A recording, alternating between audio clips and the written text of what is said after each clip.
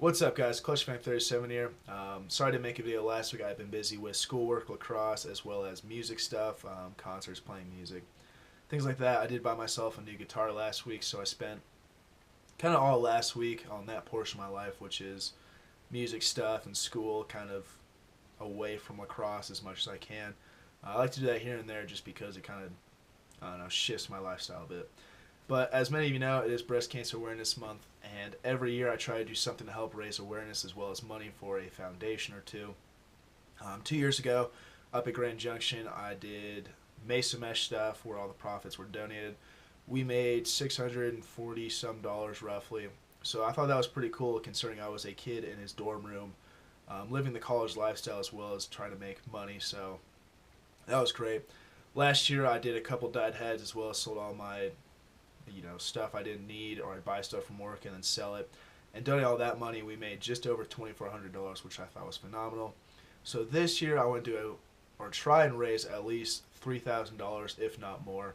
But I also plan on splitting that, 50% to breast cancer, 50% to the cancer foundation from which my grandfather passed away from, or I guess the foundation of the type of cancer my grandpa passed away from. So I'll give you guys kind of a background story of all the cancer stuff and how it's affecting my family at the end of the video. But I kind of want to show you guys off the gear and stuff that I'm trying to get out of my hands right now. That way, if you don't want to watch the end of the video, you don't have to. You can just kind of get a feel for what I want to do. So this year, I have about 15 heads coming my way, hopefully later this week.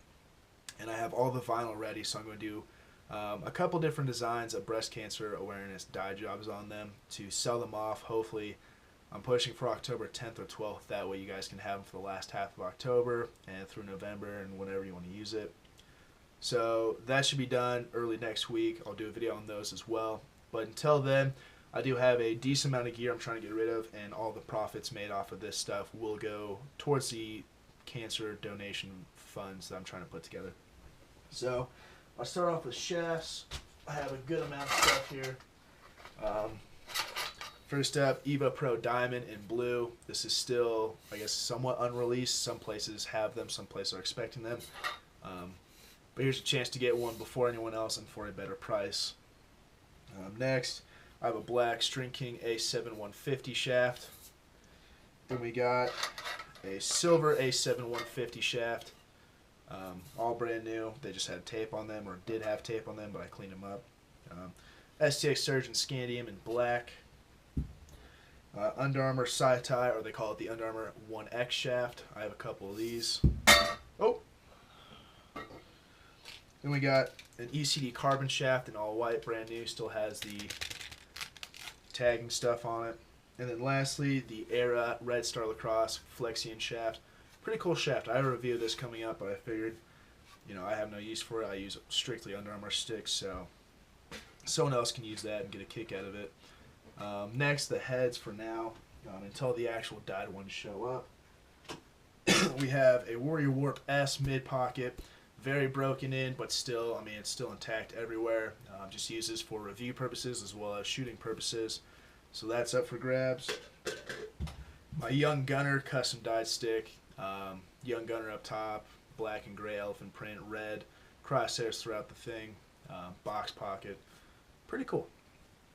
Probably one of my more favorite dyes, but I use too many sticks as it is, so I'm trying to get rid of it. Then we have this Volt Lakota U with gray Hero Mesh and an Iroquois top string, all kind of Volt colorways to it. Really like this stick, just same thing, found it in my room one day and decided get rid of it because I have no use for it. Then we got, this one's going to be tough for me to let go, but, I can always recreate it. The Joker theme command, so it's got the smile up top, purple on one side, neon green the other, a bunch of ha-has, shown with red sidewalls, neon green top string. You can see what it is. And lastly, these two I dyed up just the other day, and I really like them a lot. They came out super, so I'm super stoked on these, and it's giving me more ideas for dye jobs in the future. This one's kind of a DU or lava theme, Evo 5. It's got a red and gold elephant print dye job going all the way around. Since it is an Evo 5 and I was going for kind of a DU theme, I started with a soft mesh DU-esque pocket, so it's got 3 straight, lots of hold, minimal whip. Basically, Mark Matthews pattern minus the 4th shooting string and a bit more of a nicer, smoother box channel, just because the Evo 5 is a lot different from the Evo X, which he used. And then lastly, probably my favorite head and coolest color combination I've done in a while is in black and white elephant print Mark 1 with JW1 Hero Mesh and white Hero strings going all the way around. This thing came out super. I was going to do black and gray, but I figured since I have a couple pieces of JW1 limited edition mesh, I'd throw it up on this guy. Um, so yeah, that's probably my favorite head of the bunch, but those are all for sale and up for grabs on the website, 50calmesh.bigartel.com. Definitely check them out if you're interested. So getting into the whole cancer thing and why I like to do stuff, obviously I like to help donate money to foundations and research, just like most other people do, East Coast Eyes, Throne, all those people. But the major reason I like to do it is because 2 years ago I lost my cousin Corey to breast cancer. She was a big part of our lives here. Her and my mom hung out all the time. She's also my godmother. And it sucked to watch someone go through that. You saw them, how they changed physically, mentally, and ultimately losing their lives to cancer. But it really hurt me a lot because when she passed away, I was up in Grand Junction at college, and it was right around finals time. So I was unable to travel down here to spend, another week with her or a weekend, then go up to school and take finals. But ultimately, she had passed away the week before finals, and the funeral was on a day that I had, a final or two. So it was nearly impossible for me to take a final, come down to the funeral and be with my family, and then go up the very next day to take the rest of my finals because it's a 4-hour drive, and it wasn't going to happen. My parents weren't going to come get me. I wasn't going to drive myself down. I didn't have a car. My friends weren't coming down. I also explained the situation to a bunch of my professors, and only one of them said they were willing to move the final for me to be with my family. The other ones, being 2 days before finals, said, like, I'm sorry, you're just going to have to take the final. So I was unable to be with her and my family when she passed away. Then a year and a half ago, I lost my grandfather, who I call Pap, to a different type of cancer. But he meant a lot to me and still does. Simply because growing up, my mom and my dad met one night, had me, and they both decided that they weren't going to work out. So my mom tried to work as much as she could so she could help pay for a house as well as get her life started.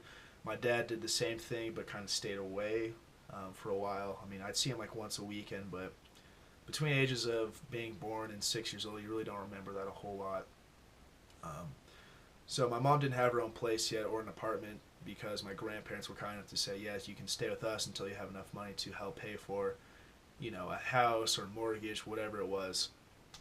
So growing up, like I said, between being born and around age 6, my grandma and grandpa raised me, but especially my grandpa. He was always there picking me up from school, taking me places, just spending time with me.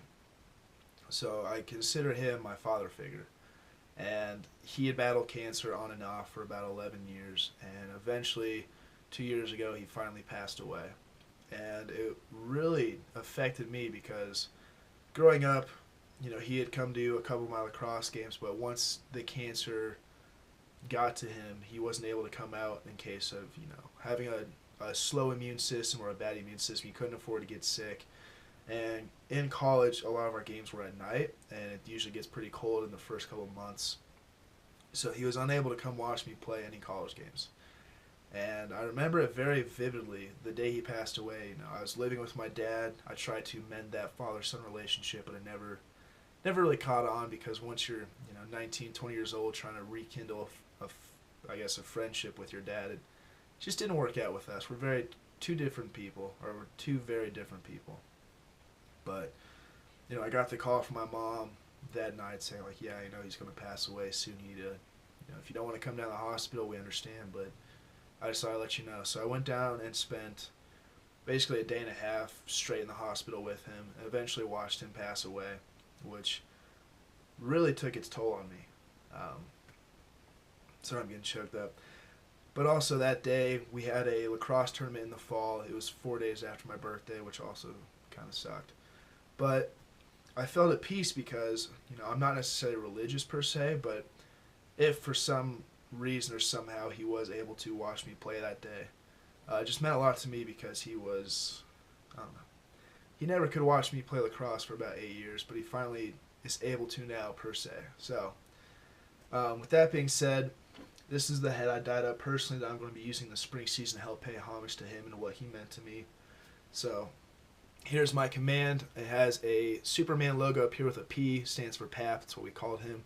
It's navy blue and green and white. Kind of goes with the headstrong theme as well as, I can't think of it now, but the neon green cancer ribbon stands for the cancer that he passed away from. But also it fades down to navy, neon green, and white. A bunch of cancer ribbons on the inside.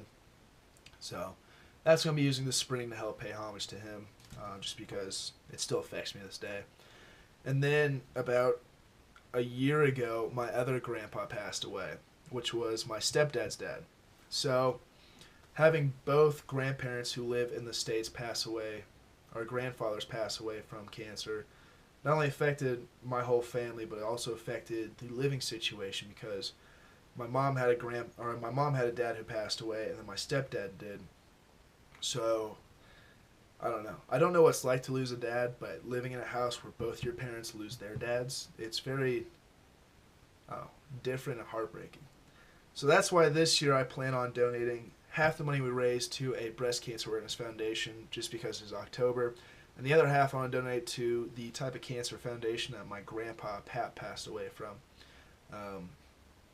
just because I feel it'd be nice. So thanks for watching, guys. If you watched to the very end to this point, I'm sorry you had to see me get a little choked up. It's still hard to talk about after 2 years, but I figured let you guys in on what all's going on. So check it out, 50calmesh.bigartell.com. I got that stuff going right now. And then hopefully middle next week, I'm hoping by Wednesday, I'll be able to show you guys the custom dye jobs I've done on those sticks, as well as kind of go to you or tell you guys about how to purchase them with custom, stringing, unstrung, whatever it may be.